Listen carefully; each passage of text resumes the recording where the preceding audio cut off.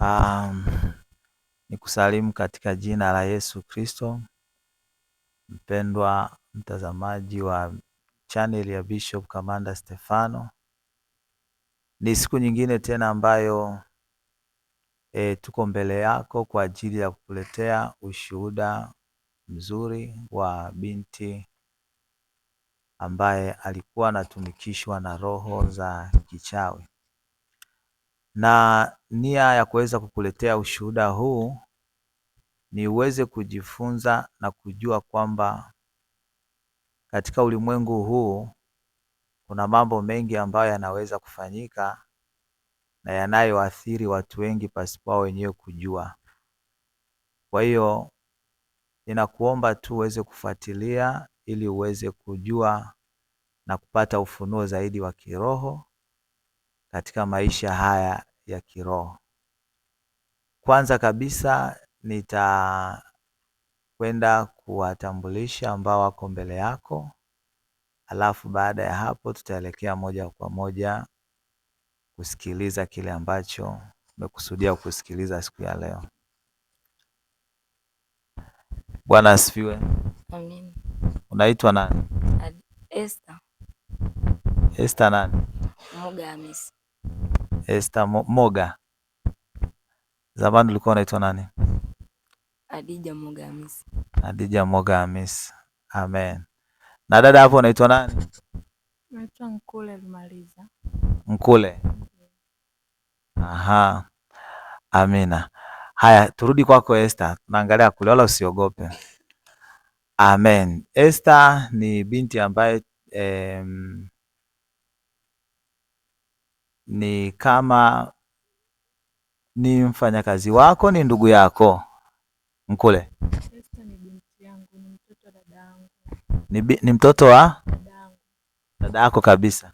Dada ni kakake mama, mtoto wa mtoto kakake mama. Aha. Kwa alikuwa ni kama alikuwa ananisaidia pale nyumbani. Alikuwa anakusaidia pale nyumbani. Sawa. Sasa tunataka kusikia kutoka kwa Esther kwamba alikuwa ni binti wa namna gani, kwa sababu sasa hivi ameokoka, anampenda Yesu, na nitataka tu kwamba aweze kushuhudia kwamba tuanzie tu pale ambapo uliweza kuingia hapa kanisani, ile siku ya kwanza ambayo umeletwa hapa kanisani. Ni nini ambacho kilikutokea kwa ile siku ya kwanza kabisa ulipoingia hapa kanisani? Karibu. Bwana Yesu asifiwe. Amen. Mimi nilipofika kwenye madhabahu haya, nilipoingia, mguu wangu wa kulia ndio niliukanyaga wa kwanza katika madhabahu haya. Mguu wangu ulitetemeka sana, nikaishiwa na nguvu, kwa sababu huu mguu ndio ulikuwa na nguvu, unatumia kupiga hatua na kufanya vitu vya giza. Nilipofika hapa nililetwa na dada yangu, nikafika madhabahuni hapa, nikakalishwa, nikamaliza, ndo akanisalisha sala ya toba, ndio nikaanza hapo kujua vitu vyangu. Huo mguu ulikuwa una nguvu gani? Ulikuwa una mamlaka ya kupiga hatua, yani kama mtu mmoja mguu wako wakati unapiga hatua moja, mimi nikapiga hatua 2 au 3 kwa hatua moja. Una nguvu za giza, kwa sababu inaweza nikaunyanyua mguu wangu wa kulia. Nikiunyanyua mguu wangu wa kulia, nitakuvuta huu mguu wangu ulikuwa unavuta watu. Ukishavuta hivi mtu, mimi mkono wangu wa kulia huu ndo nitaachilia, na mkono wangu wa kushoto nitanyosha vidole viwili kwa ishara hii. Hivi. Nikishanyosha hivi vidole hivi, nitakuwa nimeshamaliza kama kumuua mtu au kumteka kiufahamu. Ndio nilipofika hapo, ndio hiyo hali ikaanza kunitokea. Bibi yangu amekasirika sana, wazazi wangu umekazika sana kuingia katika madhabahu haya. Sawa. Na ulikuwa unatumikishwa na kitu gani? Labda ulikuwa unatumikishwa na roho gani? Nilikuwa natumikisha na roho ya bibi yangu Ya kiganga, ya kichawi, ya kinini? ya kichawi. Ulikuwa unafanya shughuli gani za kichawi ambazo unazikumbuka? Kulisha misukule, kuvuta nyota na kuadhibu watu walionikosea kuanzia asubuhi mpaka saa 12. Hiyo ndio ilikuwa kazi yangu ya kudhuru watu, kulisha misukule na kuchukua nyota za watu kali. Uliwahi kuua? Ndiyo, nishai kumuua. Watu wangapi? Nishai kumuua mtumishi wa Mungu mmoja na nishai kuwadhuru watu wengi. Hapo kwa mtumishi wa Mungu ulimdhuruje? Labda sisi tulimkuta amelala. Anapolala Biblia ziko sebuleni. Mimi nilivyoingia nilishindwa nguvu. Misukule yangu mimi nikiachia mdomo wangu zitakuwa zimeshakuja na zimeshafika hapo. Mahali hapo nipo shindwa mimi kupita. Zikishapita zenyewe. Nilivyoishiwa nguvu, nilivyoona Biblia inakuchoma we mchawi. Nikamuita bibi kwa mikono yangu hii miwili hivi. Kisha ita hivi atafika mkuu wenu. Naita namba 65, naita namba 64. Hizo ndo wasaidizi zangu. Yeye nikishindwa hatua wenyewe wanakuja kumalizia. Bibi yangu akatokezea nyuma ya si tuko sebuleni, yeye akaingia chumbani kwa kona ya chumbani. Akamkuta mtumishi wa Mungu amelala. Ile misukule yangu ile nikaiachilia mdomo tena. Zikapita katika mlango huu.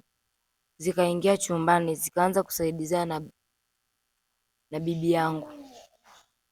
Bibi yangu akamaliza zile nguvu, yeye kwa na nguvu nyingi sana. Akamaliza zile nguvu zile za kimungu zile, lakini alikuwa sio mtumishi, ndio utumishi wake umeanza. Ameanza kukusana na watu kuwapa neno la Mungu. Mimi nikaambiwa nenda ukamalizie. Misukule wangu wakamnyanyua juu. Mimi nikambamiza kwenye ukuta kwa mkono wangu wa kulia na mguu wangu wa kulia. Nikapiga hatua moja na nyosha hivi mkono, nitamnyanyua mpaka mwisho wa nyumba yake kwenye bati. Nitamrudisha chini na kumpigiza. Hapo nikishampigiza nitamletea mkono wangu wa kushoto. Nitamnyonga hapo hapo chini. Atakuwa amekufa. Atakuwa ameshakufa.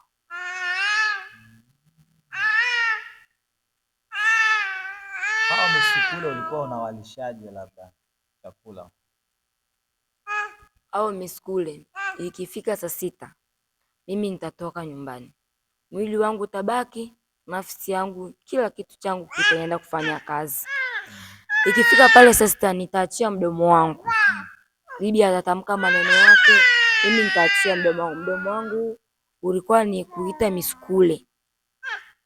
Hata watu waliokufa, ukiachia mdomo wangu hivyo watatoka makaburini, itabaki tu kama ni umbile la mtu lakini hayupo mtu. Misukule ilikuwa tunaipa damu ya watu.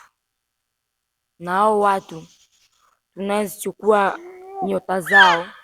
Tutachukua damu zao na nyota zao. Hizo damu hizo zitawapa nguvu misukule wangu kufanya kazi kwa utendaji wa kazi zaidi.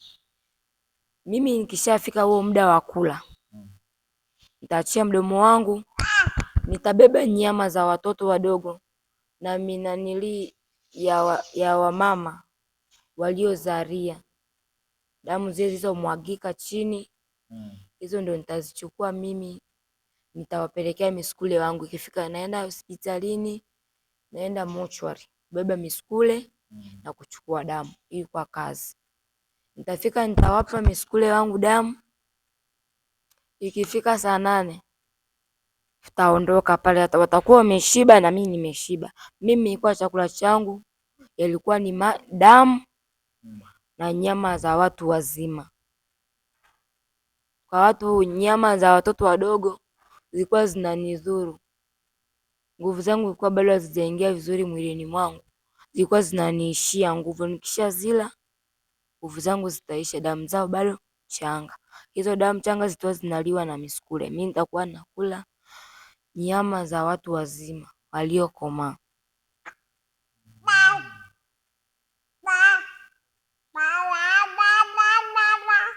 Na bibi yako labda alikuambia nini yani? Kuna kitu ambacho bibi yako alikuwa anakuambia kwa ajili ya kukuandaa kwa ajili ya uchawi? Ndio. Alikuambiaje? Aliniambia, wewe ukikubali masharti yangu na kutekeleza kazi zangu ninazokupa na kuzifanya kwa ufanisi mzuri, nitakupa kiti changu cha uwe mkuu wa watu wote hawa ninaowaua, ninaofanya misukule, ninaowapa kazi. Yaani yeye alikuwa anatoa na kazi. Kama mtu ana shida ya kazi, atamwekea mkono na nguvu zake. Akipita sehemu yoyote watamuita apewe kazi. Akaniambia,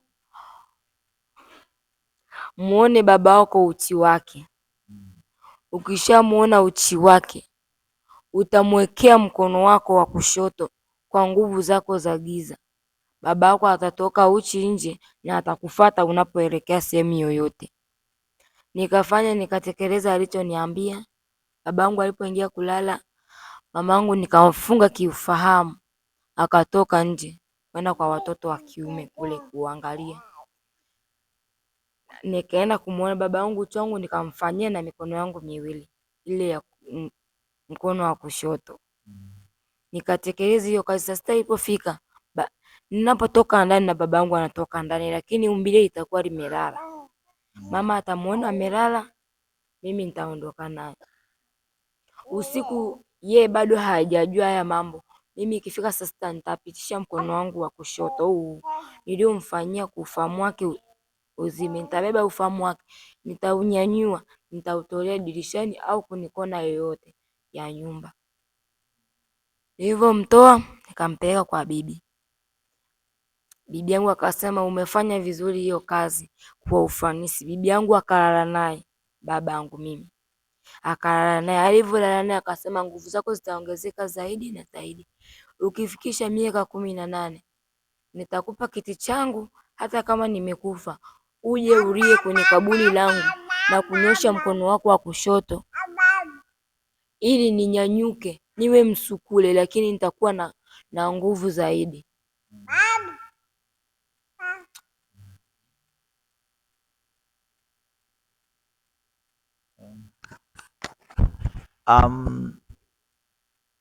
Jamani, unaona namna ambavyo wachawi ni wachafu na ni waharibifu, sababu Biblia inazungumza, kuna wale watoto wa Nuhu, nafikiri alipokuwa amelewa, kuna mmoja akaona uchi wa baba yake, na Nuhu alipopevuka kwenye ulevi akamlaani. Kwa hiyo mtu yeyote yule ambaye anaona uchi wa mzazi wake ana laana. Ndio maana napenda kusema kwamba kuna watu wanapendaka kusema kwamba labda ni mwanamke anasema binti yangu ndiye atakaye niosha nikiwa labda sijiwezi, ataniosha. Ile ni laana. Huwezi kuona sehemu ambayo umetokea. Iwe ni kijana kuona uchi wa baba yako ni laana, uwe ni msichana kuona uchi wa mama yako ni laana pia, kwa sababu Biblia inatueleza pale kwamba yule kijana alipoona uchi wa baba yake, alipopevuka kwenye ulevi alimlaani. Sasa kitu kingine kichafu ambacho wachawi wanacho ni namna ambavyo binti ameuona uchi wa baba yake, lakini kwa sababu neema ya Mungu imemwokoa, Biblia inasema Kristo alitukomboa katika laana. Kwa hiyo laana inafutika katika jina la Yesu Kristo. Lakini wachawi ni wachafu kwa sababu pia wanamtumikisha mtu kaenda kulala, yaani tuseme hapo ni bibi yako amelala na mtoto wake, si ndio? Amelala na mtoto wake ili kwamba nguvu iweze kuongezeka kwake na yani iweze kuongezeka kwa huyu. Sasa turudi hapa kwenye eneo hili ni kwamba alikuwa anataka ufikishe miaka 18. Sasa hivi una miaka mingapi? 16. 16. Kwa hiyo ilikuwa bado miaka miwili ili uweze kupewa kiti kabisa. Ndiyo. Na kwa kipindi hicho, kwa ushawishi wa bibi yako, haukumbishia kwamba hautaki uchawi? Sikubisha. Kwa nini? Kwa sababu mimi bibi aliniona nyumbani kwetu ni mpole, naonewa, akaniambia hawezi ukaonewa kwa sababu na nyota yako kali itafanya kazi zangu vipasavyo. Na mimi nilikuwa bado ni mtoto mdogo, nilikuwa nasoma la 3. Nilikuwa ndo hapo uchawi wangu ulipoanzia, darasa la 3. Ufahamu wangu ukafungwa, nikaambiwa wewe hautasoma. Hata kama ukisoma ukikomea la 7, hata shule za msingi hautashika pepa na kufanya mtihani. Watakupa mtihani, wewe utaangalia chini, majibu yatakuja pale yenyewe, na hayo majibu yatakuwa sio ya uhakiki. Utakuwa yani wewe umekaa unafanya mambo yako na unamfunga ufahamu mwalimu wako aliyosimamia. Atafika atabeba lile pepa, unajua umefanya mtihani na hujafanya mtihani. Atapeleka hivyo. Mtihani wa darasa la 4 sikufanya mtihani, lakini matokeo yakaja, nimefaulu, nikaenda la 5, la 6, la 7. Nilivyoingia la 7 nikasema kama huyu bibi anaweza kunifaulisha la 4, labda ataweza na kunifaulisha kwenda form 1. Nikamuuliza, bibi, la 7 nitapita? La 7 akasema, hapana, hautapita la 7 kwa sababu utavunja sheria yangu. Watoto wangu wote ninao hapa kiti changu hawezi kufika sekondari au kupata elimu yoyote ile itamfanya mtu kujua Kiingereza au lugha yoyote ile atakaoifahamu. Siku ya kufanya mtihani wa taifa, bibi yangu aliniambia usivae nguo za shule. Nikavaa kanga yangu ile niliyowaonesha hapo. Kanga yangu ipo nyumbani huku kwa mama yangu huyu. Hiyo kanga nitajifunika pale, bado sijavaa nguo za shule.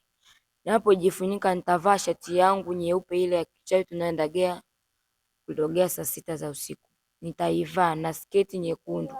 Lakini shuleni tutafika wataniona nimevaa sketi ya shule na shati ya shule, kila kitu cha mwanafunzi kinavyokuwa. Nikaingia kwenye mkondo wangu naenda kufanya mtihani. Nikakaa. Yaani mimi nimekaa lakini nitakuwa niko mbele nasimama. Nimesimama, nimejishusha chini. Hadi walimu walikuwa wananiuliza, kwa nini wewe ukifika darasani mpaka uinamishe kichwa na mikono yako uitoe mbele? Kwa sababu gani? Sikuwajibu. Kwa sababu niambiwa nikitoa siri nyota yangu ilitolewa. Nikampa mdogo wangu. Na ile nyota ya mdogo wangu hafifu nikapewa mimi, kwa sababu ningesema ukweli ningeuliwa, akauawa na mdogo wangu na baba yangu yule niliyomuonesha uchi wake. Kwa hiyo ukafanya mtihani? Sikufanya mtihani. Niliweka pepa langu, alivyo mwalimu anapita anaweka mtihani. Mimi nikainama chini. Yule mwalimu akasema hivi, huyu mtoto mbona kama anaumwa anatetemeka chini? Akasema mfanyeni mtihani. Nikasema hapana, naweza kufanya mtihani. Nikaweka mkono wangu wa kulia hivi kwenye pepa langu. Majibu yakaonekana, ila kazi nikamaliza. Yaani mimi nilikuwa hata kama nimemaliza wa kwanza nitakuwa lakini wa mwisho kupeleka pepa. Kwa sababu atasema huyu alikuwa anafanya mtihani kwa umakini zaidi. Ndio hivyo nilivyofanya kumaliza mtihani.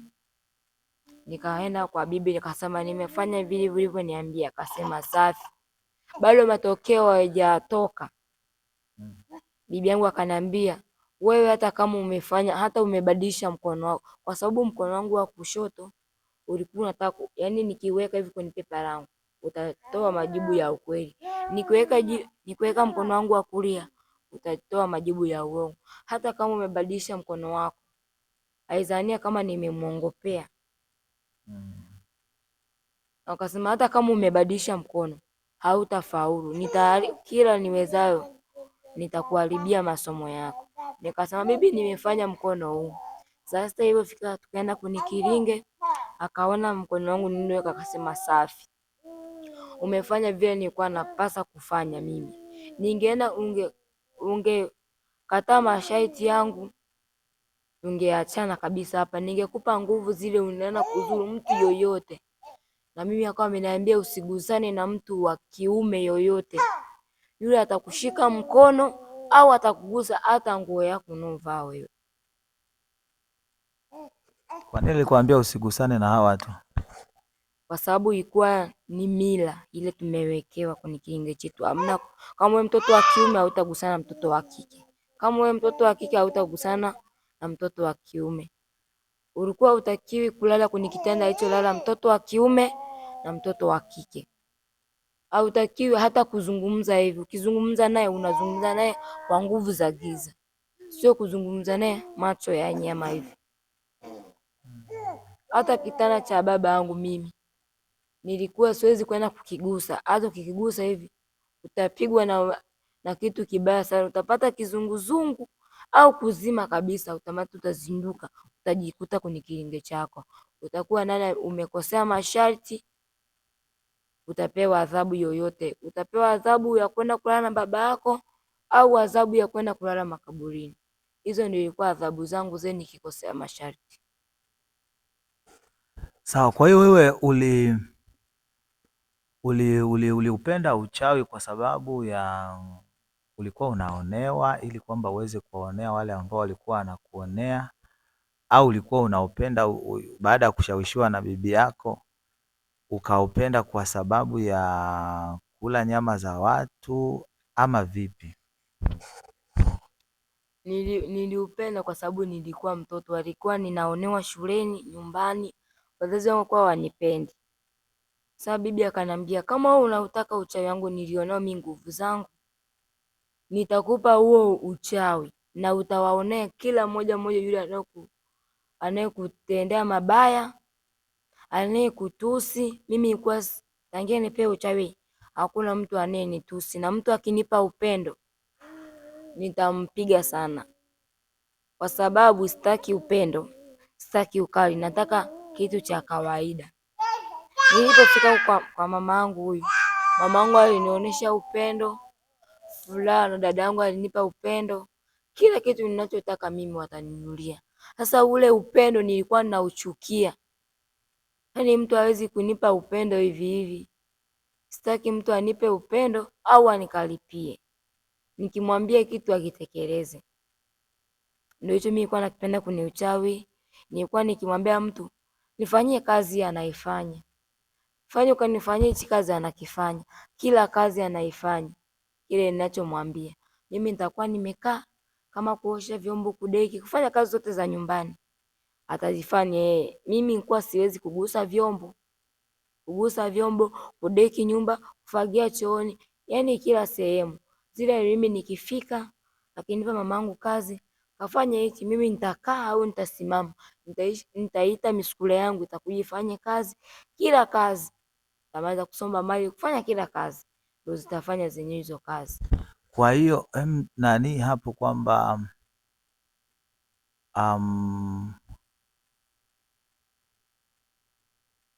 ulikuwa ukipewa kazi sio unayefanya, ni misukule inayokuja kufanya. Ndio. Na mtu akionyesha upendo huwa unakasirika. Ndio. Hautaki kupendwa zaidi. Sasa hapa tunaona namna gani ambavyo alilishwa sumu ya maneno ya ushawishi kulingana na hali yake ya udhaifu, ya kuonewa naye, kwa sababu ni mtu ambaye alikuwa anaonewa. Basi yale maneno yakamshawishi, yakamgeuza kwamba aone kwamba hichi kitu ndicho kinachoweza kukamsaidia. kwa sababu Biblia inasema kwamba imani chanzo chake ni kusikia. Kwa hiyo akageuzwa mtazamo wake kwa kuambiwa kwamba kwa sababu ya udhaifu huu uliokuwa nao, utakapoingia huku basi utakuwa mtu wa namna hii. Kwa hiyo ukakuta kwamba kwa sababu alikuwa ni mdogo na ufahamu wake ulikuwa sio mkubwa sana, akapenda kile kitu na akaona kwamba kingemfaa kulingana na udhaifu wake. Mara nyingi mtu anajaribiwa na ule udhaifu aliokuwa nao. Hata hivi leo mtu unakuta kwamba anateseka na jambo fulani, akishawishiwa kwamba fanya hivi. Ndio maana unakuta kwamba watu wengine wanashawishiwa kuingia kwenye makundi ya Freemason kwa sababu wakiambiwa ukiingia huku utapata hela hivi. Hasa akijiangalia hajasoma, familia yake duni. Kwa hiyo unajikuta anashawishika, anaingia kwenye hizo mikataba. Kwa hiyo huyu naye akaingia kwenye hiyo mikataba, kuingia magano kwa sababu alikuwa na udhaifu wa kuonewa na watu. Sasa ndio ukajikuta kwamba ameingia kwenye hizo shida. Sasa turudi hapa kwamba labda mnatumia njia gani labda kupata nyama za watu na hayo mauchafu ya wanawake ambao wamejifungua. Mlikuwa mnatumia njia gani labda kupata hivyo vitu? Nyama unamshika tu, mimi mkono wangu ukiushika huwa kulia. Hata kama mama hivi nikuta naye mmoja mnene hivi, hadi kutembea anaona shida, anatembea kwa kujisukuma. Ni hivyo alikuwa amechoka, hivyo nikamwambia mama pole, nikamshika kichwani. Ni hivyo shika kichwani, zile nanili zake, nywele zake zikawa sasa zimeshashika kwenye mkono wangu.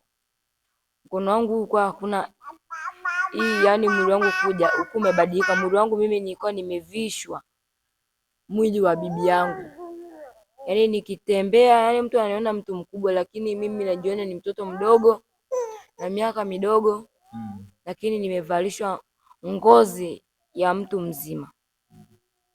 Hivyo naambia bibi asante, na yule mama akasema hivi, asante mke mwenzangu. Mimi nilikuwa hadi nasalimiwa bibi, mama wanakusalimia. Wananisalimia. Sasa nilipobeba hizo nywele zake usiku, bibi akazitamkia maneno yake. Ule mwili ukaletwa pale. Ulivyoletwa pale, sisi tulikuwa tutumie hela hizi za kawaida. Ukimkuta mtu mwenye nyama kabisa, utachukua paja lake la kulia na utalichana. Utachukua ule uterasi wa kwenye mguu, ule mshipa ule unaosukuma hivi damu. Ukichukua hapo, utabonyeza hapo, utapasuka. Na ukishapasuka utatoa zile damu, utatoa na ule msukumo, ile mishipa. Utachukua mshipa wake hata mmoja, huo ndio utakuwa unautumia kuita nyama zake na kuchukua kila kitu chake. Kama na elimu yake utaichukua hapo hapo. Na hizo hospitalini tulikuwa kama sisi hatuwezi tukapewa taarifa zetu, tutamtuma msukule mmoja au mtendaji kazi wangu. Mimi nilikuwa akitoka bibi yangu nafuata mimi. Bibi alikuwa namba 167, mimi nilikuwa 667, mimi nilikuwa 666 na yupo 665. Mdogo wangu yeye lakini hakuwa ajifahamu kama yeye ana nguvu za kishirikina. Huyo mimi nitamtuma akaangalia hospitali. Nani amejifungua? Nani leo kafariki mochwari? Ilikuwa hiyo kazi yake, lakini hakuwa ajifahamu kifikra. Mimi nilikuwa najifahamu kwa sababu niliupenda. Yeye hakupenda, mimi ndio nilimpa nguvu hizo. Mimi nyumbani huyo mdogo wangu, yaani tunapendana sana. Yeye hajui kama mimi na nguvu za kishirikina na yeye hajijui. Lakini mimi najifahamu. Tunapendana kabisa hadi mama anatuita mapacha. Mimi huyu nilikuwa nikimtuma, anasema yeye ataniita mimi bibi. Bibi ananiita bibi, nimemaliza kazi fulani, sehemu fulani, mama fulani kajifungua. Binti fulani kafariki, mama fulani kafariki. Binti fulani kajifungua. Mimi hiyo kazi yangu ni ya kwenda kuchukua damu na kwenda kuchukua misukule kule mochwari, zile bado zinang'ang'aa, wanataka kuzifunika kwenye jeneza. Mimi nitaziwekea mkono wangu wa kushoto, nitaachilia. Akifumbua macho nitampa sa nguvu zile za giza, atafumbua macho, na yale macho nitamwekea vidole vyangu viwili katika macho yake, zitakuja nguvu za giza, nitambadilisha macho yake, kile kitu chake nitamchukua kwa mkono wangu wa kulia, nitambeba, nitampigiza kwenye ukuta ule wa mle ndani. Lakini wale watu wanaoenda kufuata mocho hawataniona mimi, wataniona kama mbibi mwenzio, ndugu yao. Mimi nitazichukua hapo hapo na kumpigiza kwenye ukuta huku nikona, nitamrusha kwenda kwenye madhabahu yetu. Na hapo nitachukua mkono wangu wa kushoto, nitachukua ule mwili nilioupeleka kule, nitabeba huu mkono wangu wa kushoto, nitaweka kitu chochote, ule mwili wa binadamu au ukienda, mimi niko huku mnanili mochwari, nitaubeba ule umbile lake nitaliweka. Lakini wakienda kuzika, bibi yangu ndo ataenda kufukua lile kaburi na kuweka mgomba, ataichukua kila umbile lake atalipeleka. Litakuwa linafanya kazi, linaita wateja katika maduka. Watu wengi sana tulikuwa ni wenyewe walikuja. Bibi yetu anatambulika sana kwa uchawi, wakishindwa kitu kifulani wanaenda kumwambia bibi yangu.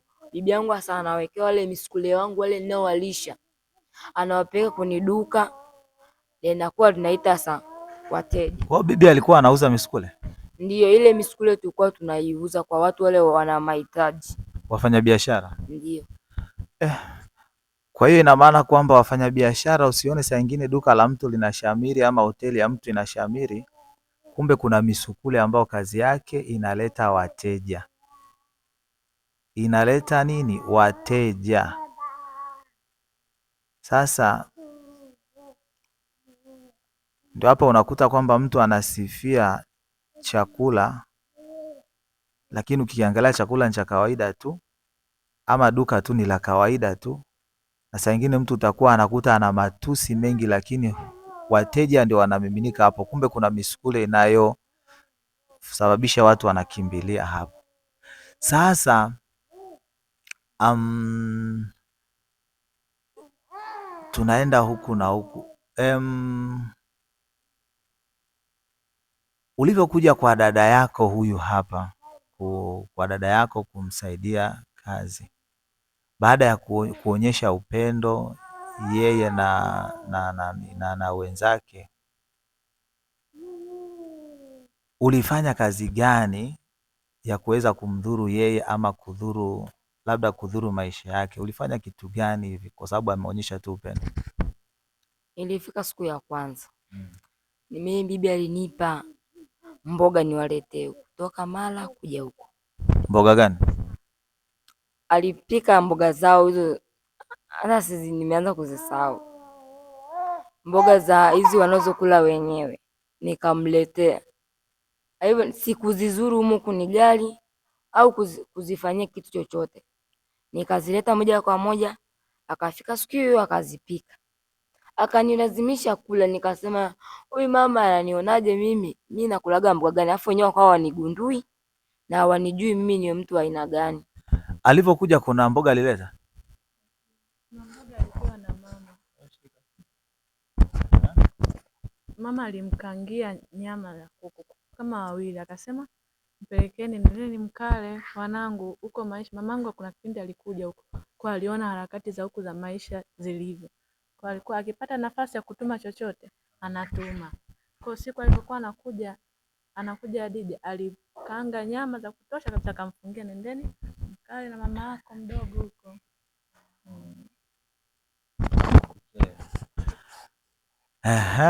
Akaonyesha upendo. Sasa maisha yalivyoendelea, alivyonionyesha upendo, akaniambia dadangu huyu, akaniambia kula, afu yeye anakula. Nikasema hivi hawa wanakula kitu gani hawa wanavyoniambia kula, lakini bibi yangu ananiambia usile, kwa sababu moyo wangu unasema hasa wataniona mimi mtoto wa aina gani nimefika sehemu fulani afu sijala kitu chakula chao. Bibi akaniambia waambie wakuwekee kidogo. Sasa mimi nilikuwa nikijiuliza tu, bibi yangu ananipa majibu kama alikuwa ni Mungu wangu. Akaniambia waambie wakupe chakula. Alivyonipa mama, nipa tu mama sijui dada, alivyonipa hivi sahani, ule mkono wake yeye nilivyogusa naye hivi na hapa, mwili wangu ulisisimka sana. Nikasema sawa, nitafanyaje hapa? Nikala kile chakula, lakini ilifika sasa nilikuwa bado sijakimeza, kilikuwa tu hapa kifuani. Yaani sijakimeza kwa kula kabisa na meza. Kiwani kimebaki tu hapo kwenye, kwani nikifanya hivi na kitapika. Ilipofika sasa nikaenda kukitapika, akasema hivi, wewe hautaweza kuwashinda hawa unaoishi nao. Alafu mle ndani kulikuwa kuna Biblia, alafu kulikuwa kuna mtumishi wa Mungu anahubiri. Sasa mimi kile kitu kilikuwa kinanikera, nilikuwa sitaki kukaa mle ndani. Nikukaa nje, kuzulula nje. Nazulula tu nje, lakini usiku ukifika moyo wangu unaniuma sana. Kifua changu kinavuta. Bibi ananiambia toka nje. Natoka nje. Kisha toka nje, nitaenda pale kwenye mti, nitashika ule mti. Ule ulikuwa ameshaniwekea madhabahu yangu. Nikiwa na shida yoyote, nitafika nitaugusa ule mti wangu. Ule mti nikiushika hivi, nitaweka kifuani. Au nitaukumbatia hivi mti huu. Ukishakumbatia hizo nguvu zitaingia ndani yako. Utapata ujasiri, kila kitu unachohitaji. Akaniambia mama yako na dada yako hautawaweza. Chukua nywele ya mtoto wake. Ndio hapo hata kukamata vizuri, kwa sababu anakuamini wewe. Anaamini hata ulipotokea. Anaamini wewe ni mtoto wa damu.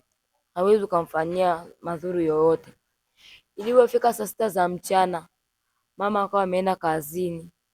Mimi niko mwenyewe na mtoto wa dada yangu. Alivyoshuka yule mmoja mtoto wa dada yangu, wakamfunga kiufahamu. Ananiita sana lakini hanipendi. Yaani kama alikuwa ananichukia sana. Wakamfunga kiufahamu. Sasa mimi nikamuosha huyu. Yule nimemwekea movie za kawaida, mama kwa ameshalipia. Ni huyu nikaenda kumuosha mtoto. Nilivyomuosha nikamchana nywele. Kwa nywele ndogo tu, zile nywele zinazobakia kwenye kitana. Nikazichukua. Nilivyozichukua, akaniambia ziweke kwenye nguo zako, alafu leo uivae hiyo nguo. Nikaziweka hizo nywele, bibi nikampa. Alikuwa anatokea kwenye kona ya mlango. Kona ya chumbani, na yeye hawezi kuingia kwenye kichumba kila hajabeba nyota ya mtu. Akapitia mlangoni akaja. Nikampa hizo nywele, akanibadilishia zile nywele. Akasema hizo nywele hizo nikaziweka katika nguo zangu nazovaa. Ipo nguo yangu ya sale. Naipenda sana. Nikainyosha hiyo nguo nikaivaa. Akaniambia toka nje. Ukishatoka nje, vijana watakuona. Wakisha kuona, afu usiwaongeleshe na usizungumze nao. Pale nyumbani hapo ninapoishi hawalijui jina langu. Wanajua tu jina la utani. Wananitaga tu maji. Sasa mimi hilo jina. Kwa nini wanakuita maji? Kwa sababu nilienda bombani nikakuta maji hayatoki, nikasema maji yanatoka, ndio likawa jina langu hilo. Waliposema maji yanatoka, ndio jina sasa likatanda mtaani. Maji yakatoka ama ilikuwaje? Maji yalikuwa yamekata. Mimi nilipofika maji yakaanza kutoka. Sasa watu wakawepo vijana nini, akasema hivi, maji yametoka. Wakasema maji yametoka. Na wenyewe sasa wewe kwa nini uliita maji? Na maana uliyaita kichawi ama ilikuwaje hapo? Mimi nilizungumza tu nikasema maji yametoka. Yakatoka. Na kweli yakatoka.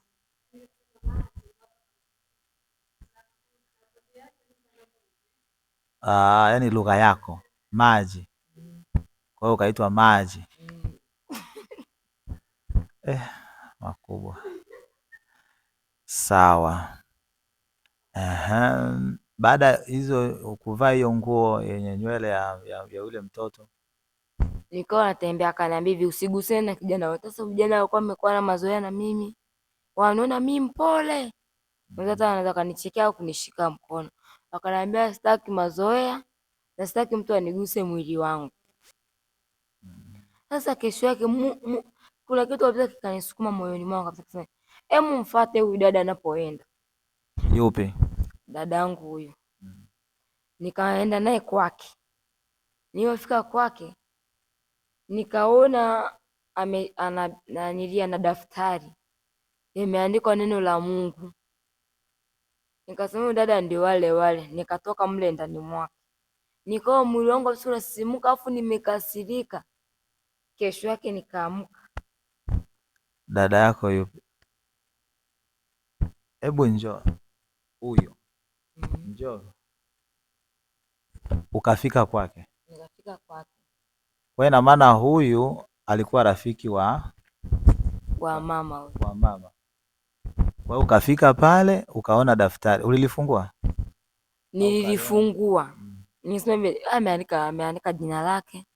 Nikasema hii sio, akawa ameandika jina la kanisa. Alifanya, nikasema sisi ameandika nini? Nikafungua hivi, nilipofungua hivi nilipigwa kabisa na nguvu hapa mkononi mwangu. Mkono wangu nikifanya tu hivi nafunga, siwezi kaushika mkono hivi. Then nikashika eti daftari nikalifunua hivi. Na nyanyua tu hivi. Takuwa zimeshajifunika maneno yote nimeanza kuyaona. Mungu wangu. Nikapiga mkono wangu hivi. Nikamaliza mkono wangu wa kushoto nikafunika hivi, nikatoka kwa ghafla sana. Moyo wangu ukawa unaniuma, machozi kabisa yakataa kutoka. Kesho yake Jumapili, kuna kitu kabisa kikanisukuma, akasema mfuate. Na mimi nikajiandaa. Mama akanipa hela, nikasema si hela gani? Nenda kutoa sadaka. Akasema hela gani? Napotaka kuibadilisha hivi ziwe hela zangu za kawaida ni ili ninywe. Nina kiu kweli kweli. Nikasema hapa nifanyaje? Nilipofika madhabahuni hapa siku ya kwanza eti nguvu zangu zikatoka zote za giza. Hapana. Nikamkuta mama yangu huyu anafua, akang'atwa na nyuki. Nyuki. Alipong'atwa na nyuki akaniambia, "Nisaidie mwanangu kutoa hichi kimwiba." Na mimi sasa anaonyesha